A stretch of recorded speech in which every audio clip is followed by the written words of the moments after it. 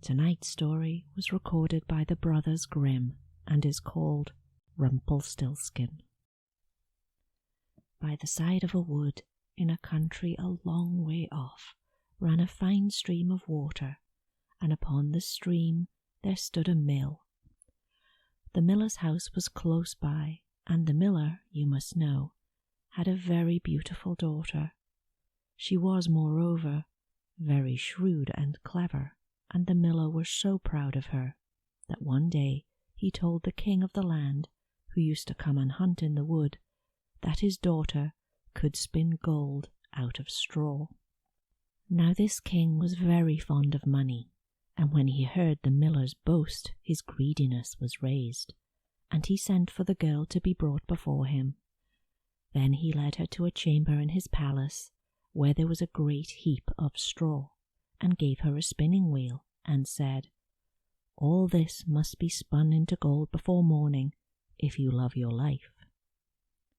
It was in vain that the poor maiden said that it was only a silly boast of her father, for she could do no such thing as spin straw into gold. But the chamber door was locked, and she was left alone. She sat down on one corner of the room and began to cry. Then, all of a sudden, the door opened, and a dull-looking little man hobbled in and said, "Good morrow to you, my good lass. Why are you weeping?" "Alas," she said, "I must spin this straw into gold, and I know not how." "What will you give me," said the hobgoblin, "to do it for you?" "My necklace," replied the maiden.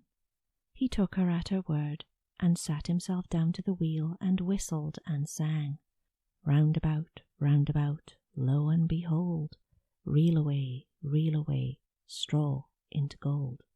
And round about the wheel went merrily, and the work was quickly done, and the straw was all spun into gold.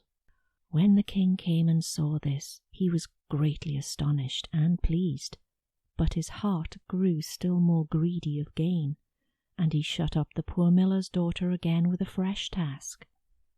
Then she knew not what to do, and sat down once more to weep. But the dwarf soon opened the door and said, "What will you give me to do your task?" "The ring on my finger," she said. So her little friend took the ring and began to work at the wheel again, and whistled and sang, round about, lo and behold, reel away, straw into gold, till, long before morning, all was done again. The king was greatly delighted to see all this glittering treasure, but still he had not enough.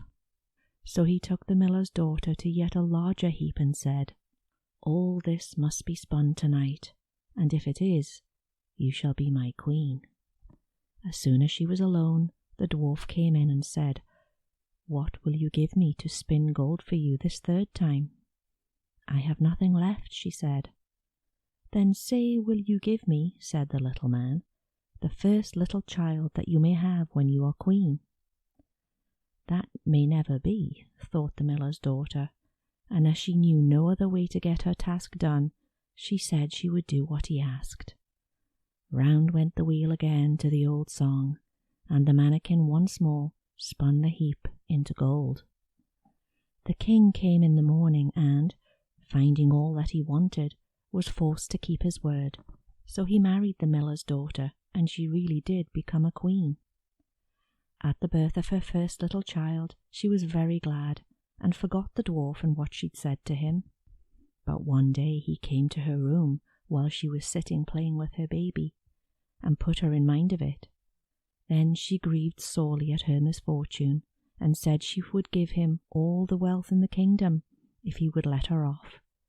But in vain, till at last her tears softened him, and he said, "I will give you 3 days' grace, and if during that time you will tell me my name, you shall keep your child." Now the queen lay awake all night thinking of all the odd names she had ever heard, and she sent messengers all over the land to find new ones. The next day the little man came, and she began with Timothy, Ichabod, Benjamin, Jeremiah, and all the names she could remember, but to all and each of them he said, "Madam, that is not my name." The second day she began with all the comical names she could think of, Bandy-legs, Hunchback, Crookshanks, and so on. But the little gentleman still said to every one of them, "Madam, that is not my name."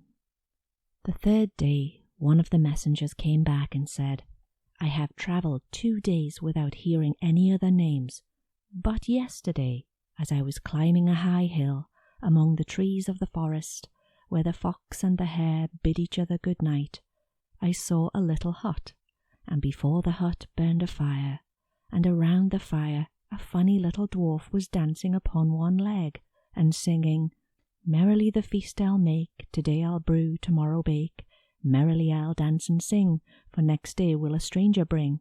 Little does my lady dream, Rumpelstiltskin is my name.'" When the queen heard this, she jumped for joy, and as soon as her little friend came, she sat down upon her throne and called all her court around to enjoy the fun, and the nurse stood by her side with the baby in her arms, as if quite ready to be given over. Then the little man began to chuckle, and at the thought of having the poor child to take home with him to his hut in the woods, he cried out, "Now, lady, what is my name?" "Is it John?" she asked. "No, madam." "Is it Tom?" "No, madam." "Is it Jeremy?" "It is not." "Can your name be Rumpelstiltskin?" she said slyly. "Some witch has told you, some witch has told you that," cried the little man, and dashed his right foot in a rage so deep in the floor that he was forced to lay hold of it with both hands and pull it out. Then he made the best of his way off, while the nurse laughed and the baby crowed, and the whole court jeered at him for having had so much trouble for nothing, and said, "We wish you a very good morning, and merry feast, Mr. Rumpelstiltskin." I hope you enjoyed that story. Good night, sleep well, and God bless.